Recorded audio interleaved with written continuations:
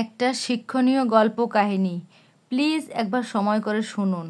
Cinema hall থেকে বের হচ্ছিলাম, হঠাৎ চোখে পড়ল আমার এক ছাত্রী একজন ছেলের হাত ধরে বের হচ্ছে। চোখাচোখি হতেই মেয়েটা চমকে গেল। আমি কিছু বললাম না, শুধু মাথা নিচু করে চলে এলাম। পরদিন যখন তার বাসায় পড়াতে গিয়েছিলাম, তার বাবা আমার শার্টের কলার চেপে ধরে জিজ্ঞেস করলেন, তুমি এত সাহস কোথায় পাও আমার মেয়েকে বাজে ইঙ্গিত দেওয়ার? আমি হতভম্ব হয়ে গেলাম। জিজ্ঞেস করলাম, কিন্তু চাচা এই কথা কে বলল? উত্তর এলো এক থাপ্পড় দিয়ে।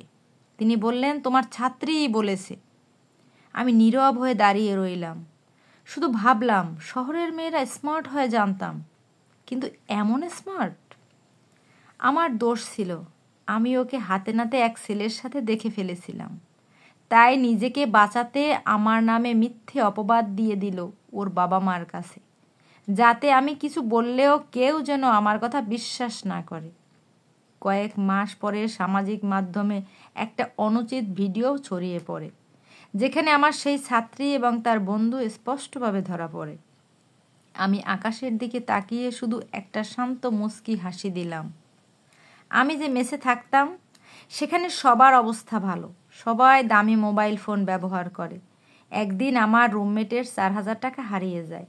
সবাই সন্দেহ করে আমাকে, কারণ আমি সেদিন একটা সাধারণ স্মার্টফোন কিনেছিলাম। পাশের রুমের বড় ভাই সবার সামনে বললেন, আমি নিজ চোখে দেখেছি পিয়াস মামুনের ব্যাগ থেকে টাকা নিয়েছে। আমি চুপচাপ রইলাম, কারণ আমার পক্ষে দাঁড়ানোর মতো কেউ ছিল না। কেউই শুনবে না আমার কথা। আমি দোকানে গিয়ে ফোনটা ফেরত দিয়ে সেই টাকা আমার রুমমেটকে দিয়ে দিলাম। চোর হয়ে সেই মেস থেকে আমি বের হয়ে আসি। 5 মাস পরে হঠাৎ সেই বড় ভাই আমাকে আবার ডেকে মেসে নিয়ে আসে।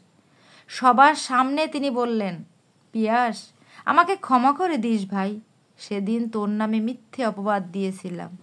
আসলে টাকাটা আমিই নিয়েছিলাম। তাকে দেখে চমকে যাই। তার শরীর অসুস্থ, ক্যান্সার ধরা পড়েছে। মৃত্যু ভয়ের ছাপ চোখে মুখে স্পষ্ট। আমি তার দিকে তাকিয়ে আবারও শান্তভাবে মুচকি হাসি দিলাম। একদিন শ্রাবণী আমার মুখে পানি ছুঁড়ে মেরে বলছিল, তোর মতো গরিব ছাত্র কিভাবে সাহস পায় আমাকে প্রেমের কথা বলার? সে আমার খুব ভালো বন্ধু ছিল, কিন্তু জানলাম বন্ধুত্বটা ছিল শুধু আমার কাছ থেকে ভালো নোট পাওয়ার জন্য। 3 বছর পর সেই শ্রাবণী এসেছিল থানায়।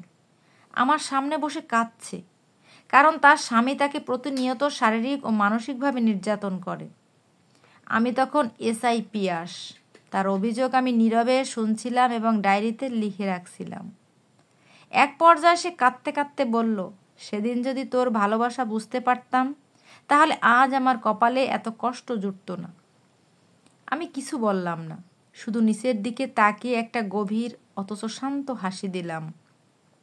সে হাসির অর্থ জীবনে কাউকে ছেড়ে দেয় না, প্রকৃতি সবার হিসাব জানে। আজ খুব মনে পড়ছে, মানুষ মানুষকে ভুল বুঝে ফেলে, মিথ্যে অপবাদ দেয়। অনেক সময় অন্যায়ের বিচার হয় না তখনই, কিন্তু প্রকৃতি সব দেখে। সময় হলে সেই একদিন প্রতিটা অন্যায়ের জবাব দিয়ে দেয়। প্রকৃতির প্রতিশোধ থেকে কেউ রেহাই পায় না। আপনার চোখে যদি কখনো অন্যায়ের শিকার কেউ পড়ে, আগে নিশ্চিত হন, কারণ সময় একদিন সত্যের পাশেই দাঁড়াবে।